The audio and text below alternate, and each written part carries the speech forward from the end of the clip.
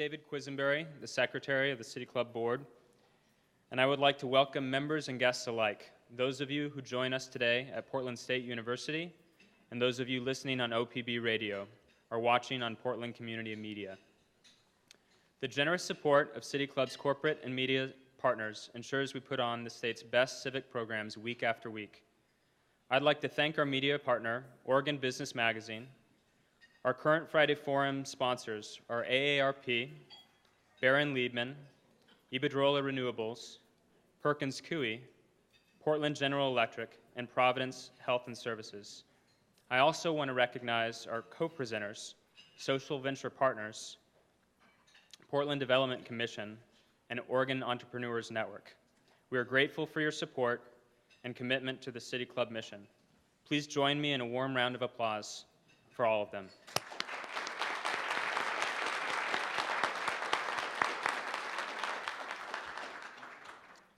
At next week's Friday Forum, State Senator Courtney, State Representative Hoyle, and State Representative McLean will highlight the big issues for next year's session.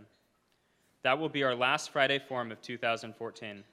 Please join us on January 9th when we get back together to talk about healthcare and homelessness. Because we all love Portland, we need to make it better, better for all Portlanders. Here at City Club, membership, event attendance, the number of research projects completed, the visibility and impact of City Club is up and increasing. We are becoming a younger, more racially diverse organization, focused on serving all of Portland. We are doing a good job, but there's much more to do. Portland still has too many unmet civic needs. Today, we are asking for your support. $25, $50, $100, so that we can build a club for every Portlander. You will find donation envelopes on your seats. Please fill them out and give them to a City Club staff member or associate at the end of today's program. As always, we will be live tweeting today's program. You can follow along and join the conversation using hashtag PDXCityClub. I don't know how to do that, but some of you do. Stephen Green will facilitate a question and answer session with the audience and our speakers at the end of today's program. Members, please come to the microphone and ask your question. For all of our audience members, please locate the index cards on the center of your tables and write questions on them during the forum. Hold your cards up high, and a City Club staff will collect them prior to the start of Q&A. For our program today, we're going to hear from 3 of Portland Development Commission's latest Startup PDX Challenge winners about the companies they are building to strengthen our community. Tyrone Poole, co-founder of NoAppFree.com, an online platform that was designed to link homeless families and the shelters and nonprofits that assist them with rental housing.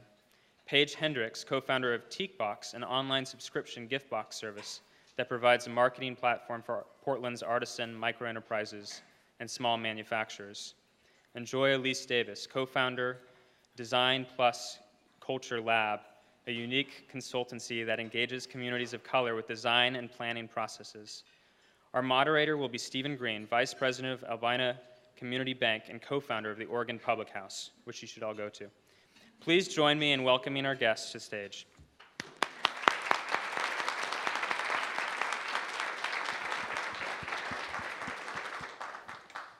All right, welcome everyone. I'm really excited to be with these 3 people and all of you today to have this conversation around inclusive innovation, entrepreneurship here in Portland. So to frame the conversation, I really want to give some stats that kind of start nationally and then come down to more of a local level. So nationally, minority businesses from 2007 and now have grown by more than 30%. Oregon is home to more than 5,000 Black-owned businesses, and they represent more than $750 million in revenues on an annual basis. These businesses are generally started with 1/5 of the capital of their white counterparts, and they are 3 times as likely to get declined for lending from a bank than white entrepreneurs are themselves. So what we're going to start with today is hear from all of the speakers here, and I want to start with the first question. Tell us a little bit about yourselves and why you started your businesses. So Paige, you want to start us off? Yeah, good afternoon. My name is Paige Hendricks Buckner, and I'm really thrilled to be here. I also want to recognize that I have my co-founder Inger McDowell here sitting at the table right in the middle, and she's incredible, and our intern Janine. and my husband, Darren. So my background, I thought I was going to take a very different path, is what I should say. I'm from Missouri. So I was raised there. I went to college there. I studied international relations and geography. And I thought I was going to head on a foreign policy path. So I was prepared to head to the East Coast and study law. And then I got into a program called Teach for America. And that really dramatically altered my trajectory because my students humbled me in a way that I didn't expect and taught me about educational inequities. So after I finished my time at Teach for America, I moved here to Portland to be closer to my husband. And since that time, I've had the great fortune of working at the Urban League, at Apple, and then I also worked at Multnomah County as a policy advisor for Commissioner Smith. And during all those times, I really got to understand that Portland is a really unique community. And I also found out that Portland has a really rich artisan community. So the inspiration to Teak Box came about when my husband and I were vacationing with our friends, Inger McDowell and her partner, Chris, and we were all kind of chatting about ideas for projects we could work on together. And so Inger and I thought that we could build a company that featured Portland artisans in a subscription gift box because we'd seen this model work on a national level. So we worked on it on the side for a long time and thought it would be a lot of fun to do as a side project, and it very quickly became more than a side project. And so we found out about the Startup Challenge, and I left my full-time job to be part of the Startup Challenge and kind of take us to the next level, and it's been an incredible experience thus far. Thank you, Paige. Go ahead, Joy. Hello, everyone. My name is Joylise Davis. I am originally from Cincinnati, Ohio, Midwest. Oh, yay, some in the house. I grew up, though, in Montego Bay, Jamaica. My business partner, Renee, she's not here. She lives in New York City. We operate in both cities. She's also a Jamaican immigrant. So we really, at a very young age, we were very encouraged to do entrepreneurship. My family is very socially driven. My father has a small business. My grandfather had a small business. So I was really encouraged at a young age to kind of mesh together social and entrepreneurship. My company, Design Culture Lab, we are a research-based design firm. We specialize in working with communities of color to involve them in the design process. We really believe in collaborative design strategies. And that really started at a very young age from me moving to Jamaica and studying political science at Miami University undergrad. And similar to Paige, AmeriCorps, kind of sister to Teach for America, it really set me on the path of wanting to work within the built environment. I had a great experience in New York City, and then it led me to get my master's from Parsons, the New School of Design, where we really focused on new innovative ways of redesigning our cities. So we really are a self-proclaimed urbanist, interdisciplinary designer, and I'm really happy to be here and to really try to work with equity in the built environment.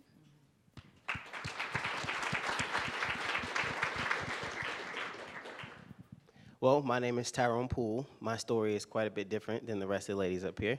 I don't have the same education background that they had. Excuse me. I did go to school to be a fireman. I got my associates in fire science. I also got my EMT and paramedic. I graduated 4th out of 72 of my class and got into the fire academy with 600 applicants on the first attempt. So I was supposed to. So I was on a completely different path than what I'm on right now for self-employment. But what ended up happening was a few weeks into the fire academy, I got injured really bad. And I tore my left leg apart, and I still to this day have to wear compression socks. But very long story short, I was unable to become a fireman. I was let go from the fire program. And I ended up being homeless, actually, for quite a bit of time. So I stayed at the YWCA homeless shelter, and I volunteered there over time, which is another really long story. But I started helping people in the shelter find a place to live, and people didn't even realize that I was actually a tenant at the shelter. So I was their advocate, and then at night they'd be like, "Man, you stay here overnight too to help us out?" I was like, "No, I actually stay here too." So this is my way to pay rent, I guess. So, but I ended up helping a lot of families out, and then I finally begged my doctor to tell me that I could go back to work, which I literally almost to the point of tears before he gave me the ability to go back to work, but he told me 2 hours a week, no more than, or 2 hours a day, no more than 8 hours or 10 hours a week. And I was like, okay, took that back to the shelter, and you qualify for the program because you had to be physically able to work to get the grant money to be housed. So I was housed, and after that, that's kind of what started it. My time was almost up. My injury took 18 months to recover. I was about to run out of rope with my rent being paid for the first year, and I had a choice. I mean, I could either have an excuse for why I'm where I'm at in life, and it would have been a really good excuse, so you guys would have felt really bad for me. Or I could start my own business and hire myself. So that's what I ended up doing. I created a program that really simplified housing people from the homeless shelters into affordable housing, and now I just created a tech solution to it that blows away the entire process. So that's where I'm at today.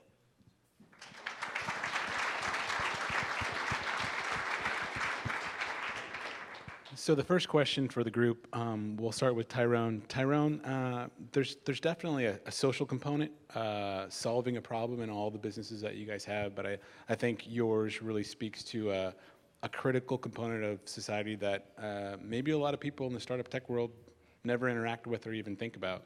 So could you tell us a little bit about No App Fee and really what's the problem that you're solving?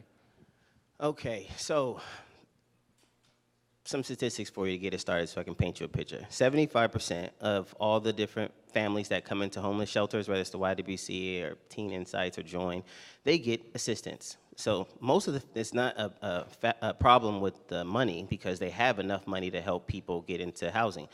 Most of the time, 75%. But the issue is not being able to find a place to live once you get that grant letter. And I was a underwriter for a very long time to help families get the award letter. I wrote those. And I mean, you're a hero when you first write that award letter. I mean, you're like, oh my God, you're gonna take care of my rent for a year. You're the best person ever.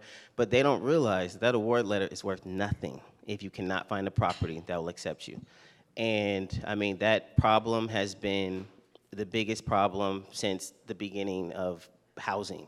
And what's crazy is that when I was doing it, I thought that I was just, man, I just had to get better at it because I wasn't able to house people at the speed that I wish I could. But then when I looked at the national numbers, the biggest companies that are doing it, like HUD, they have the biggest budget, the deepest pockets to house families, and their statistics were horrible in my opinion. I mean, 15% of the families that they house get housed within the first 30 days. I mean, these are HUD vouchers that pay rent for 5 years at a time given to people who don't have a place to live.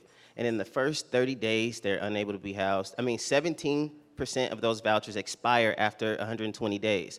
That means that it is more likely for you to not be housed and be homeless and your voucher that could have took care of you expire than it is for you to find a place to live in the first month. And so I ended up leaving that industry, coming back, volunteering, and it was the exact same after 10 years. So I built a platform that will house any family who is looking for a place to live within 48 hours. And the way it works is when you create an account on noappfee.com, NoAppFee pulls your credit report, your criminal, your complete comprehensive screen that the properties will pull. Each property on NoAppFee, that list, it's a listing just like rent.com or all those other sites where you find a place to live, but the difference is their rental criteria is embedded in every single property. So when you create an account on noappfee.com and you push search on any county in any state, you can push search on Multnomah County, it will filter your background check against every single vacancy in any county and give you a list of properties you qualify for, taking all the guesswork out of it. So that's 25,000 vacancies your background check was filtered against, and it will give you a list of the ones that you meet. So now it's not about going out, finding money to come up with another application fee, going there, running around with your kids and having them fall in love with the property, waiting 2-3 days to find out you're denied. That's no longer, it won't happen. After December 5th when we just went live, it is now, it's gonna simplify that process. And it's not just for homeless people, it's for every person looking for a place to live. You will now be able to know where you qualify for within 48 hours, which is the amount of time that it takes to get your background check. So that's what NoAppFee does.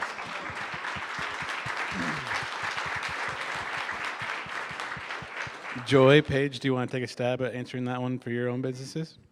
Yeah, sure.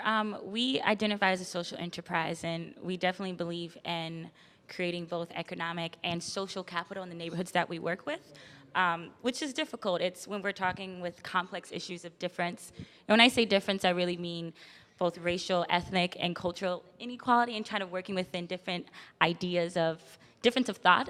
It's complicated, it's messy, and what we really try to do is simplify and with creative processes to really allow for people of color to be involved, to feel empowered within that space, to make sure that to make sure that they're not being left out of the conversation, which we know with history, which it happens a lot. So we want to make sure that we're looking towards the future with that. And I would say please applaud. That was good. I would say we unexpectedly became a social enterprise. When we first started Teak Box, we thought we'll create a subscription box company, a gift box company that people will enjoy. But what we've discovered is we're really storytellers for a lot of the small batch artisans that we work with. I mean, these are people who every day are putting their all into pouring candles, making popcorn, making chocolate, and they're hand sewing ornaments. I mean, these are incredible artisans. And they don't often have the time to go tell their story. So we get to go tell their story for them. And we also get to promote their business. And so when people receive a box from Teak Box, whether we send it to them or a friend or a family member, or maybe it's a business that they patronize, they're opening up and they're learning the stories of the people who made the items inside. And so we see it as an opportunity to help support local businesses and small batch artisans who normally wouldn't be able to access these markets.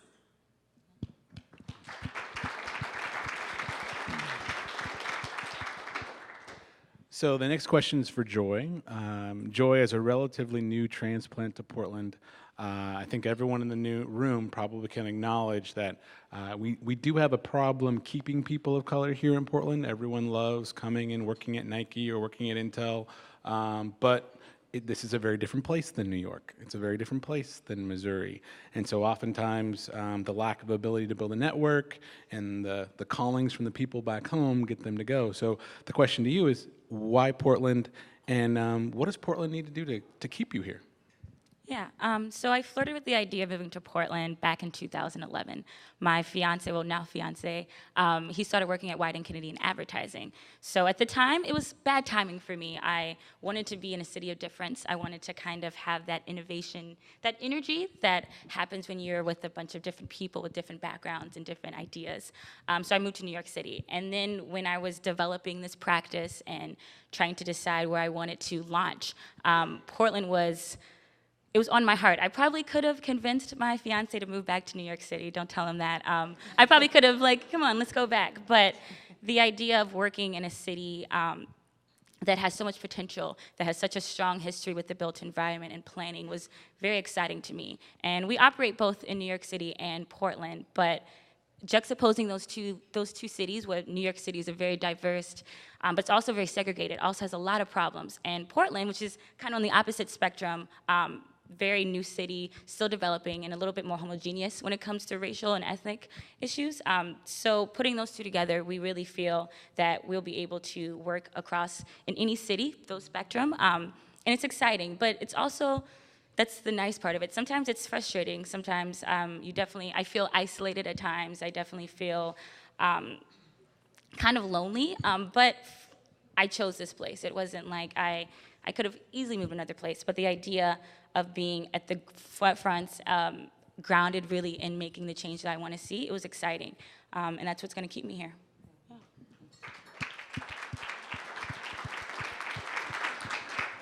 So Tyrone or Paige, do you have anything to add to those two questions?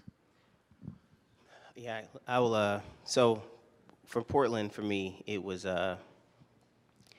this is home. Like, I'm from Cleveland, Ohio, but I had an offer from Amazon to launch the NoIFE.com program in Houston. It's a much bigger market. I mean, 3.8 million vacant rental units compared to Oregon's 500,000 rental units. I mean, obviously the market over there was like dramatically different in size and dramatically different profitability. But for me, I was like, I can't do it. Well, not for the first 6 months at least, but. So I said, I got to stay here and launch it here in Oregon because this is where I went through everything. And Oregon is such a beautiful state. And for me to stay here, it would have to be, I would have to get the support that I do get currently from PDC and from the other nonprofits that I worked with for a very long time during my 9 years of being an advocate. And that's the reason I stayed. It's never been a black or white thing for me. It's always been a this is my mission, this is my goals, and if you stay true to them and you work very hard towards them, you will just people will be attracted to you, and you will end up meeting those people and making those connections. And then once you have them, it's a matter of you're not going anywhere, you know. So that's my story when it came to that. Wow, thanks.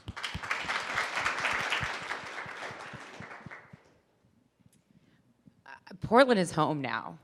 I mean, it is. I mean, my husband's here, my family's here, my friends are here, my co-founder's here. And you have a good co-founder, hold on to a good co-founder because they're amazing. And you need somebody to be there to help support you. And so I feel really fortunate to have found those things here. I also love the innovation and energy and excitement. So in the startup space, if you come and visit us, which I encourage you to, we have a great coffee shop downstairs now. We sit around and we brainstorm ideas. And I love that. I love that energy, and I see it happening in the startup community here in Portland, but I also see friends of mine who are in public policy who are doing the same things, people who are in education who are doing the same things. So I want to be part of that, and I want to help grow that community, and so I want to stay. Nice.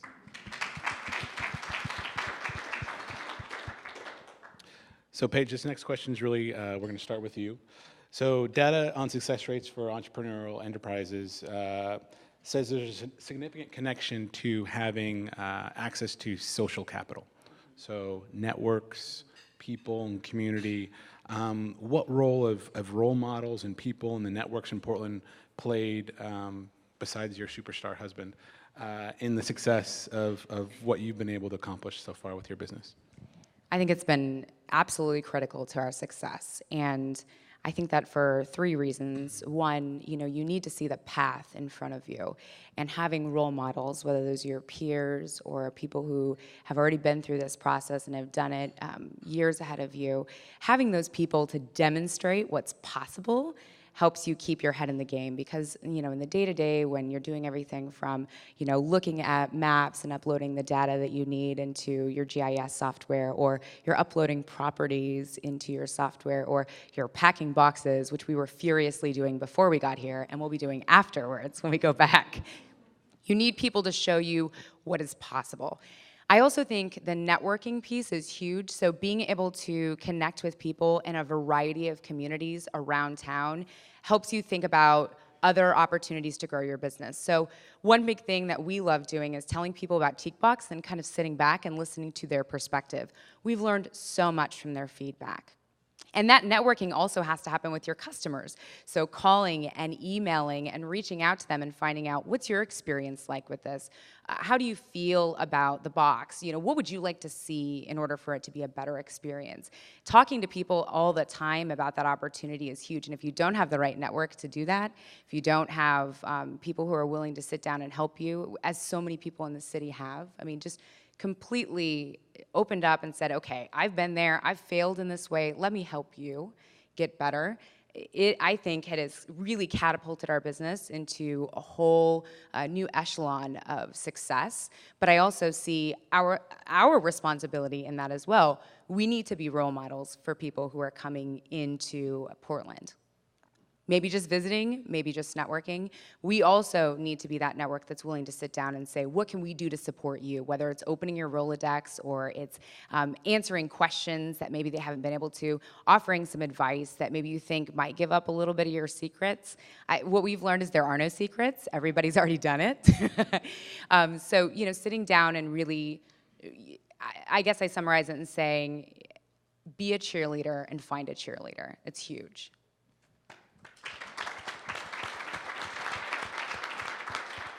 So Tyrone and Joy, you guys have anything to add on social capital? Paige, you did an amazing job summing it all up. It's really hard to follow you. You're great. But I would definitely echo the networking.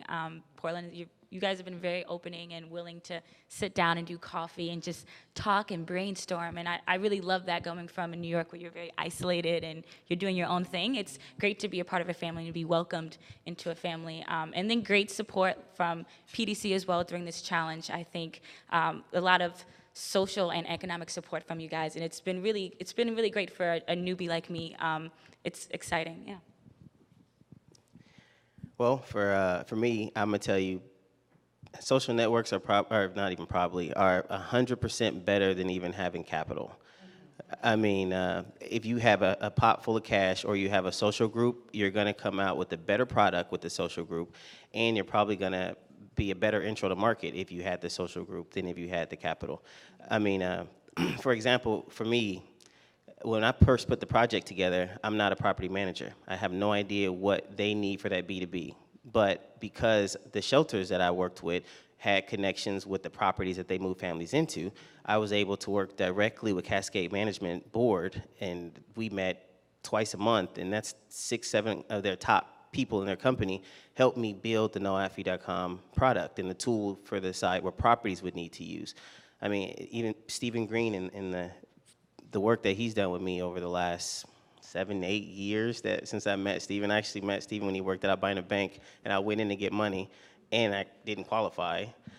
And then he said, but hey, I'm about to get a job at PDC coming up, so meet me in a week over at my new job.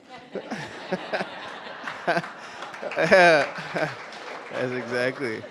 And I went and met him at his new job, applied, and got $53,000 from PDC. So it's Not that easy. It's the network. The network can provide you with solutions. Even since I came in here today, Paige's husband gave a suggestion to Catherine, who I spoke to last night on the phone about a problem that I had, and afterwards I'm gonna come up and meet with him and see if he had a solution to it. So I mean, it's there's no way around that's the answer to solving most of small business problems. So you're all in the same boat. You're all broke, and you all got a big goal, big dream, and you can help each other get there. So.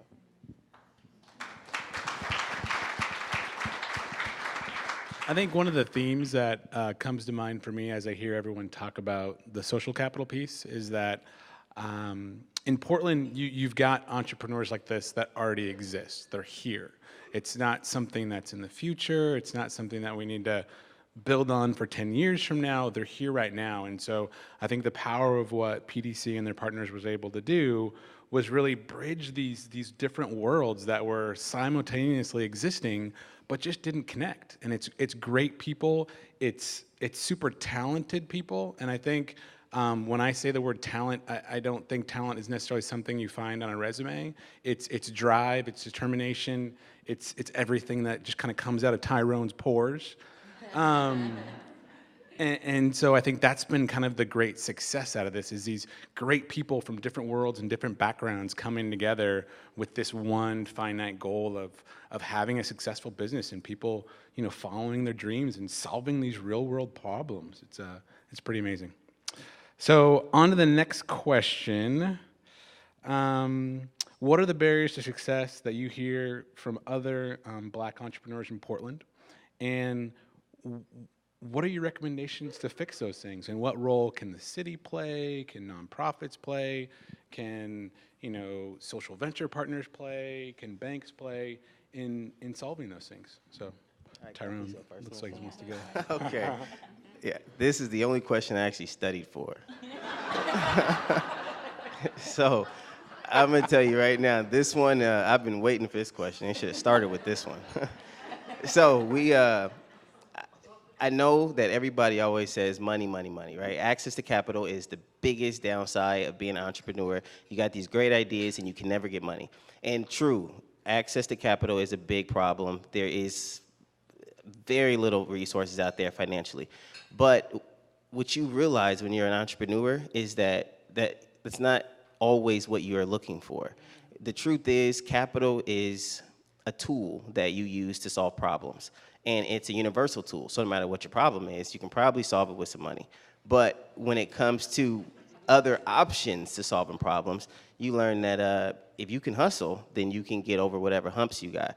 And what sucks is that there is so many programs in Portland and throughout Oregon, but there's no organization system to help you figure out how to navigate them. It's the same when I worked at the Family Resource Centers. I mean, I learned the system because I was homeless, but I knew it, I mastered it. So when you came to me with your issue, I could be like, you need to go to this place and you need to say this, because if you say this, you don't qualify. So you gotta go and say this, do this, and I could get people through whatever problems they were at. And you find out that there's almost an answer to every problem.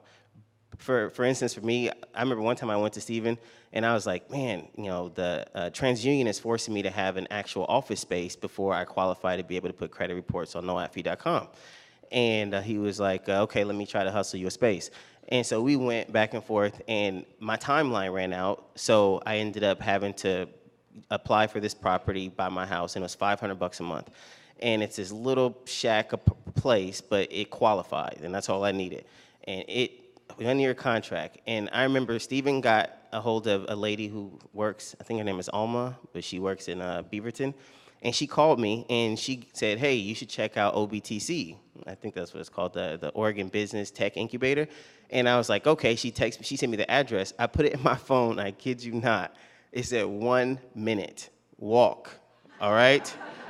And I was like, so I went outside and it said, go to the left, and I went across the street.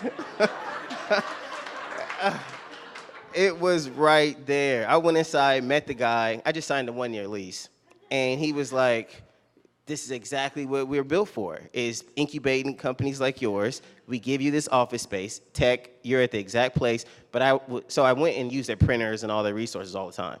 But I had to pay $500 for rent, and I really didn't need $6,000. What I needed was a space. And you can overcome most of the humps if there was some type of system out there that didn't have entrepreneurs running out to all these different places and filling out all these applications to find out how they work. If there was some, you know how Apple has geniuses? You know, if there was some geniuses to the business market that could say, hey, what are you looking for? Let me show you how to paint this picture to where you can use these companies, because the companies want you. When I went to OBTC, there was so many open spaces. I mean, they looking for tech startups, but you know, I don't know how to find them. And the big book or going online and looking at and searching, you're not gonna find what you're looking for. So to me, if the money is not there, then help us navigate the resources. And because most of the time you don't need money. So, but there is times where you do need money, and then obviously, like I'm sure everybody already expects to be said, we need access to capital. And there's sometimes capital is the only option, you know. So for right now, we went live. I have a need of maybe $20,000. I went into PDC, spoke with the director a couple days ago, and he said, okay, we'll figure it out. But those are the kinds of conversations that I don't know if everybody has access to that. But every startup should have access to that. Somebody who will say, how much do you need? And if you have a viable product, they should be working with you to figure out. That's how you're gonna get the businesses to stay here in Portland. So.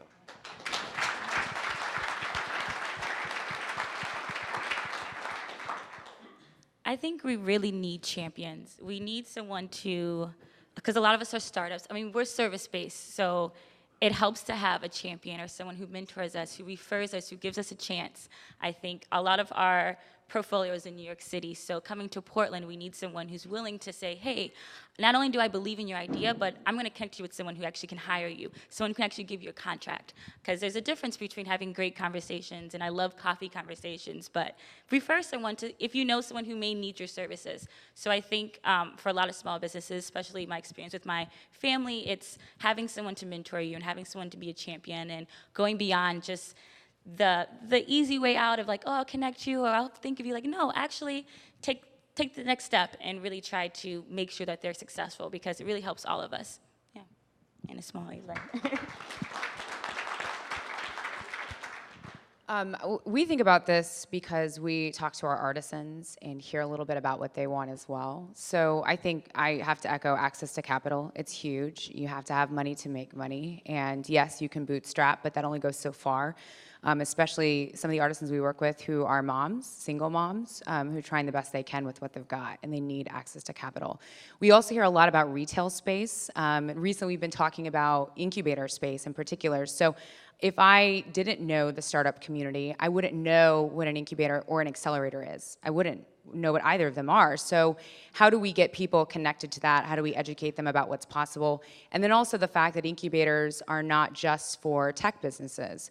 So for example, in our space, we have these 3 businesses, but we also have 3 other businesses. We have Society 9, they're a combat wear company for women, and that's run by Lynn Lee. We also have Yellowscope, run by Kelly and Marcy, and that's science kits for girls. And we have Raft Syrups, that's a cocktail and soda syrup company run by Rosalind and Sook. So we have companies out there who need retail space or just an incubator space to run their business. And when we're all sharing it together, again, that goes back to that idea that we're innovating. So if you can help people find a retail space or find a commercial kitchen space, because that's also very hard to find, or find an office space where they can share the costs, then they can all work together and it doesn't cost as much for them to be there. I would also say that I'd love to see more sharing of resources that have nothing to do with access to capital or mentorship. So I'm thinking about healthcare. So when in the public policy forum, we talked a lot about healthcare over the last 3 years with healthcare transformation. But I know a lot of people in the tech community, especially in startups, and they were not making any money, had no idea they could sign up for healthcare. And I think we need to do a really good job of communicating with those communities as well who normally don't get access. I mean, they need dental care as well. They need mental health care, physical health care, and so we need to connect with them. And for a lot of people, that would help them. When I was working at the Urban League, helping entrepreneurs who were in the construction industry, when their businesses started to fail, it was having access to healthcare that stopped them from going bankrupt and helped their kids go see the doctor when they didn't have the money to pay for services.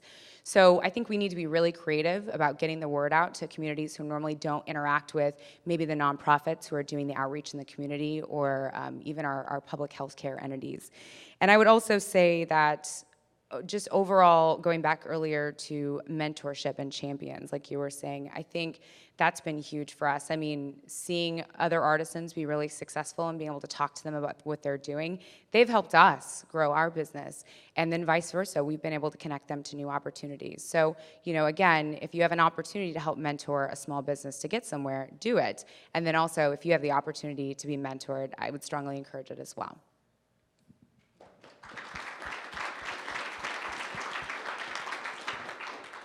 All right, so last question for all of you. Crystal ball, 5 years from now, where are your businesses? That wasn't on the list. You didn't study for this. You want to? Okay, crystal ball, 5 years. We would love to be a one-stop shop. We want to expand our network to working in the Midwest. We would love to have an office in Detroit eventually and do a lot of international work, bringing a lot of the things that we are practicing here and experimental and just all the tools we're creating here in Portland. We want to expand it. We want to share it with the world. Also in a kind of idealistic way, so that was kind of pragmatic. We want to go beyond inclusion and actually create spaces together. We want to co-produce. We want to make sure that people feel comfortable, and no matter what city you are, no matter what country you are, you feel comfortable participating, or going beyond participation, sorry, because it's usually you're invited to the table. I actually want to see us set the table. I want us to build that table. So yeah, we're going to expand, and we're going to spread our message. 5 years. Yeah.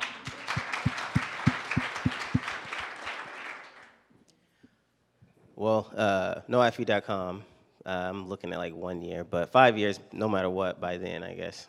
We should have changed the way the rental market works.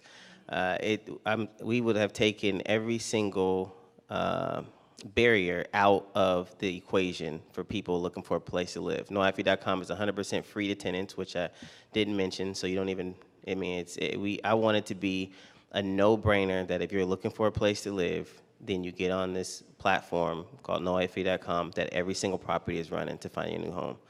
That's the 5-year goal.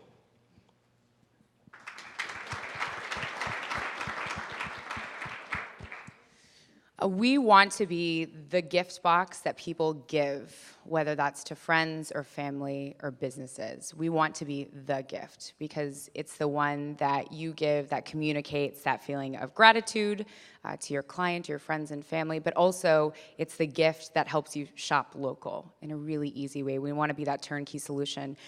Inger is the one who curates all the gift boxes, and she's been dreaming about having a gift box for up to 10 cities in the United States over the next few years, and I hope we hit that before 5 years from now. But also, we want to expand the way that we help artisans increase their outreach. So I would say, we want to have a big enough following so when an artisan works with us, it really helps impact the amount of money that they're making. We want them to be really, really successful. And so we have this kind of fun dream that we've been joking about, but we're serious. We want to be on Oprah's list, her favorite things, right? we want to be one of Oprah's favorite things. We think it's pretty awesome, so. You already did Grimm, so. Well, I want to thank all of the speakers thus far. So now we're going to transition to, I think, something that everyone's excited for, and that's questions from the audience. So there's going to be microphones set up on both sides, or just the one side. And then I will also take a look at Twitter. So if anyone's using the hashtag PDXCityClub, I will also look for questions there. So Mr. Dickey. Bring it. Bill Dickey, City Club member, dinosaur.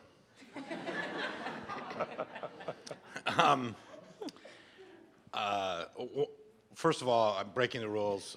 I will match anybody's donation to the City Club's annual fund today. So if you get an envelope and you give a donation up to $2,500, I will donate, I will match up to $2,500. I put a limit on it.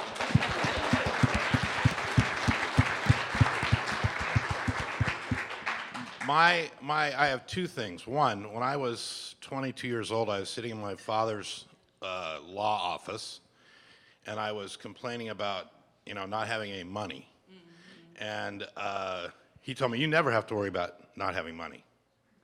That's just going to come. That's just a byproduct of your effort. And eventually you'll have more money than you know what to do with. That just automatically happens to anybody who works hard and puts in an effort, and it's just this. I can't even remember the exact words, but I was flabbergasted to hear Tyrone say the exact same thing that my father told me, 40 years ago. I mean, I was just like, that's so amazing. But that being said, this is to Tyrone, how does your unit make you money? So for us, we get paid. So properties pay us to list on their website. So we go to properties and tell them that we will make your website or your portfolio 100% free and instant to be applied to. And all you got to do is load up on no app fee. For single family homes, they pay per active listings. So if we load 1,000 homes up for you and you pay a subscription for 25 active homes, you can have 25 on there that are active for tenants to see, to be filtered against when they apply, and you can up that to however high you want it to be. And for multi-families, they pay like apartment complexes, they pay a monthly subscription fee. We also have a pay per lease option, but it's because we're a new company, so we're going to get rid of that soon. But we have to do it now because it's just a risk-free option. If we don't give you a tenant, then you don't pay. But we lick you for that one. That's $179 a tenant, so you don't want to go that route. But it's still the cheapest in the market, though. So like Rent.com is $409 per tenant. So with their pay per lease, so we get paid for a subscription model from properties. Sharon Robbins, City Club member. There's probably a lot of folks listening and here today who don't know much about Portland Development Commission's Startup PDX Challenge. So could you guys talk a little bit about the program, what attracted you to the program, now that you're winners, what winning meant in terms of what you received for that? I have to say that for us, this opportunity has really changed the way that we do business. We've learned so much in a really short period of time. So we found out about the Startup Challenge from a good friend of ours, Grace, who's the co-founder of Graph Alchemist, and she told us about it and said, you know, you should definitely apply, and we thought it was a good idea. But it's when we connected with Catherine over at PDC, who has really helped all of us have a great experience thus far. She told us about the challenge. We decided to apply. We thought it was a great opportunity. One, because during the application process, you really have to think through your business model in a way that you haven't had to think about it probably before if you're a brand new startup, because you have to sit down and go through the nuts and bolts and ask yourself, okay, am I really gonna be able to make money with this business model? And so that was huge. Then also going through the application process and pitching, talking to people about it, practicing, and the interview process was big. But moving to the space has been incredible. So we have a space over at the Newmarket Theater that was part of our package. We received $15,000 cash as well, which has been incredible. And we're in the Newmarket Theater between 1st and 2nd on Ash. Again, please come see us. And moving in that space has been incredible because we have a place to store our inventory where artisans can deliver it easily. Previously, we were way out east. That was not convenient for anybody, including us. But now we have a place where we can pack boxes easily, we can deliver boxes easily, we can ship them, and that has been huge as far as time and money goes. So we are eternally grateful to PDC for the opportunities that we've had thus far, and we're not done yet. We don't leave until October, and that makes us really sad to think about. In fact, we were just talking about we need to find a place to move into together because we all enjoy being together so much. But it's been incredible. And for us, at least, it was enough to justify one of us working on it full time. Because if we didn't have the resources, then we could say, well, we don't really know if this is going to be able to take off. And so now it was a great catalyst for me to say, okay, I'm going to work on this full time. And yeah, it's been huge for us. We have our biggest season yet. So thank you. I think one of the things that I would add, since I was working at PDC when the challenge was being done, was that, you know, Catherine went out of her way to really do this the right way and really cultivate relationships with people and meet them where they're at. And there was numerous events that brought hundreds of people to the table. There was more than 150 applications. Almost 20% of the applications came from just Black and Latino-owned businesses. More than 80% of the applications came from minority-owned businesses and women-owned businesses from not only all over the city, but in 6 other states around the country and 1 from Canada. And so it was a long-term investment. I think it's something that, you know, Catherine, myself, and Chris Harder and other people at PDC worked on for over a year. And so it really wasn't something that was what I would term outreach, where someone was like, oh, hey, let's do this project, and then whatever happens, happens. It was really an intentional effort of leveraging relationships and building relationships and casting a really, really wide net to identify talent. And I think that's really, at the end of the day, what was found was talent, not only in the 6 winners that are in the space, but of all the people that applied. All those people got opportunities to meet with PDC staff, city staff, and to really be able to move forward with their businesses. Really quickly, I just want to say thank you to Catherine for being our champion, and to all the other sponsors for the HR, and we got a lot of a huge package, and we're really thankful for that, and it really jump-started our business, so thank you.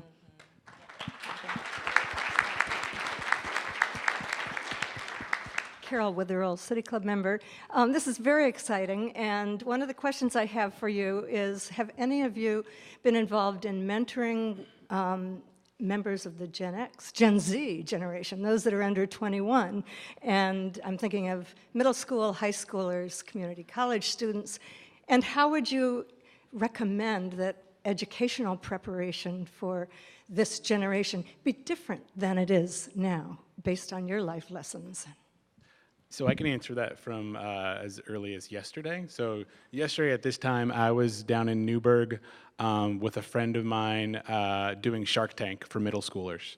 And so over the last 3 months, he worked with the kids in his classroom that were 8th graders that were doing business ideas. And they brought in 3 sharks, and the kids pitched, and the weather was terrible outside. But these kids had such amazing ideas, and the really cool takeaway was, like, they're there. Like, they could start these businesses now, some of them. But to see the kids really, really excited about entrepreneurship, I think for a lot of us, our parents were entrepreneurs. Both of my parents were entrepreneurs. And so to find that out early on, that entrepreneurship isn't something that you fall into later on in life once you retire, but it's something to be intentional about and can be a really great thing, and you learn a lot of great things about yourself in doing it, is really great. And so I think the more that you can get, people like us, people like Melvin, people like Walter in front of kids that look like us and talk about these opportunities and make them early opportunities, it's great. And it's great to see kids excited about it. So.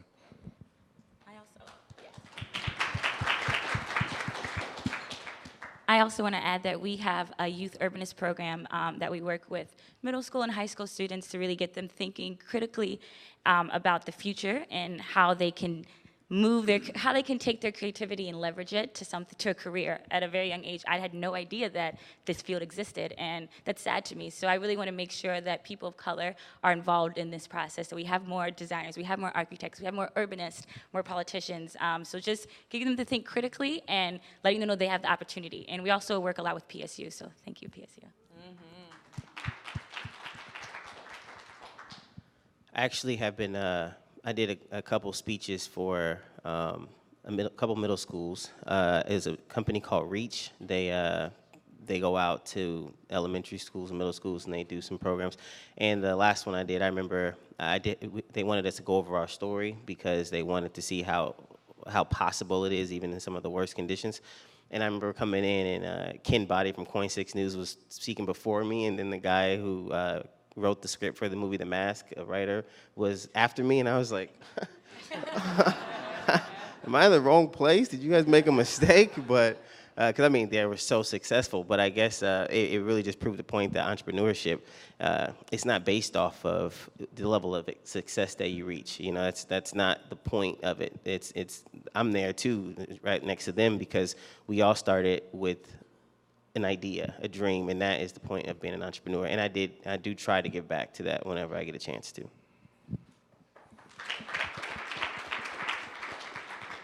Melvin. Great. Melvin Odenor, City Club member, local attorney. Can you talk to us a little bit about your experience working with, you spent a lot of time building your business, learning your business. Can you talk a little bit about getting support in actually doing the sort of the nuts and bolts of your business, such as dealing with accountants, lawyers, any kind of consulting? Because Stephen will tell you we spend a lot of time talking about how people try to do everything themselves. So can you talk a little bit about that? I can answer from the standpoint of the Oregon Public House, which one of our co-founders, Ryan Sari, is back there. But you have to, and I should know better, Melvin, since I've known you for 10 years, but I always tell people you kind of got to be dumb enough to not say no and smart enough to know it's a good idea. And when it comes to those kind of things, oftentimes you don't know what you don't know. And so you've got to have that drive, you've got to have that hustle like Tyrone talked about to like push through those things. And then also be smart enough to, when you find someone like Melvin or you find somebody like Dwayne Johnson, to latch on to them and be like, okay, whatever you say, I'll do that going forward. Yeah, I'll never make that mistake again. And surround yourself by people that know more than yourself. And stay in your lane and repeat as necessary. Rule number one is know your limits, know what you're capable of, know your scope, because for me, I was like, I'm a tech company. I can't write one line of code, so I definitely had to fall back to build mine. So, that's a very, for some people, I see that being a challenge, and I see that being a big killer of most of these small businesses, is that no matter how great their product is, you got to understand that your product is not what determines if your business is going to be successful or not. It almost has nothing to do with it. I actually know doctors who graduated and created their own firm and failed, and you think, oh, they're brilliant, they're doctors. Yes, the doctor, whether you bake cookies, it doesn't matter what you do, the business aspect is completely separate than the talent. And it will kill you. It will make it to where you can't ever get over the hump of starting the business. So for me, I'm telling you right now, if it wasn't for Catherine putting together the Startup PDX Challenge, I would be miles behind, because she'll tell you I needed every single resource that they offered at that program. I mean, I had documents to be created from the law firms that I got my free support. I mean, I didn't know whether to hire people from, if I needed a 1099 with my sales, because I didn't know the difference between a 1099 or a W-2 employee. And so, I mean, they showed me the pros and the cons to both. They looked at my business model and they told me which one is the best fit. I mean, these are questions that there's no way I could answer these. So you got to have, and if you don't have access to that, then you're never going to get past the beginning. So. I think oh yeah, sorry, I think another thing that we have definitely learned is, everybody probably has a friend who practices some type of professional service, and you're like, oh, just have them do it. And they don't want to always do your stuff for you. So you need to know at what level you stop working with that person who's just going to help you out till you get to a certain point, and then hire somebody to work for you. Because of the Startup Challenge, we've been fortunate enough to work with people who are in the legal space, and because of some of the other people in the Startup Challenge, we've learned about accountants that we should work with, bookkeepers that we should work with, even new companies who can help us build a better box. So we recognize that we have to go after really good professional services, and this is why I advocate for having really great incubator and accelerator programs for different industries, because the artisans that we work with have the exact same questions. In fact, I know an artisan yesterday who just moved to Denver, which made me really sad because they make amazing pretzels. And and they're good people too. So they moved to Denver and they asked this question: we need an accountant in Denver, who's going to let us know? And I was able to connect her with a friend of mine who works in Denver, who can hopefully set her on the right path. So everybody's asking these questions. We need people to guide us, because sometimes you can be taken advantage of, as we've heard stories, and we don't want to be an example of that. But also, you need to know when it's time to hire somebody.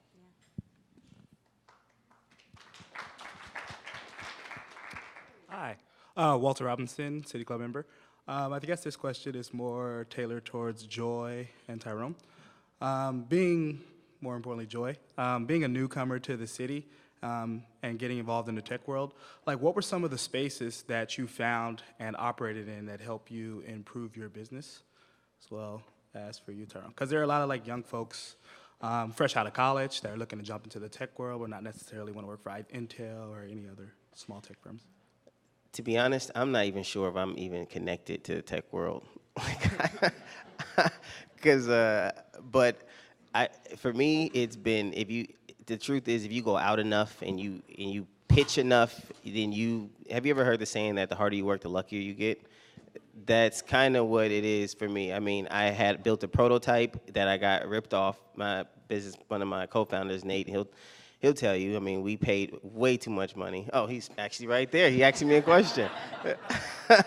And then, I mean, we overpaid, and we didn't know about the tech. We just knew about the idea, and I pitched the idea in front of a crowd like this, and one of the people there owned a company, co-founder of a company called Mobisoft, and he was like, he was like, who's building this for you? Can we build it? And I'm like, well, I don't have much money. I didn't ask you that. Can we build this for you? And we have 170 developers, and we're a big company, and then they built it. I mean, so it's kind of, sometimes it's just a lot of luck, but as far as, so I can't really, I don't know if I'm the best answer to help you about the tech or what you would do, but the truth is, if you just go out and you keep going, you keep banging on doors, you'll get lucky. You'll get introduced. The one program I will say helped me out a lot was Catherine connected me to this pitch club. I think it's Thai. That was probably the best thing that could have happened to me, because I was all over the place in my pitches, and I went there every single week, and they sharpened it. And my first pitch was 20 minutes long, and it had the timer was 5 minutes, so it went off a long time ago, and I hadn't even started to talk about what the business did. But I got really good, and then I got to learn that what didn't matter to say and all that. And then, because if you can present your business well, and even in a 2-minute elevator pitch, you can go a lot further. So that's one membership that was probably the best membership out of all the memberships that I've been in. And for me, as a transplant, it was really important I went to a lot of networking events. I will still go to a lot of networking events, passing out cards. I make sure that I'm plugged in, that I will send out dry emails and say, hey, let's do coffee. I just want to talk about what you're doing, talk about what I'm doing, see if there's a way to collaborate. But it's difficult. Portland's a very, you guys have a really strong community, and it's hard to get in there, but I'm still pushing. So a lot of my work really relies on networking and coffee dates and trying to get that formalized meeting. Yeah. Walter, I would also say Startup Weekend is huge. So if you know what a Startup Weekend is an event where you go and you pitch an idea, and you have 54 hours to build that idea out to a minimum viable product. And you give a 5-minute pitch at the end. And this is for people who are in the tech community, but also who are just designers, who are in the business development industry, whatever it is that you're working on, marketers, advertisers. Come be at that event, and you can learn a lot about what's happening in the tech community. I would also say like the PDX tech meetups that are happening around town have been really huge too, and they're a really welcoming community. So I would definitely encourage you to attend.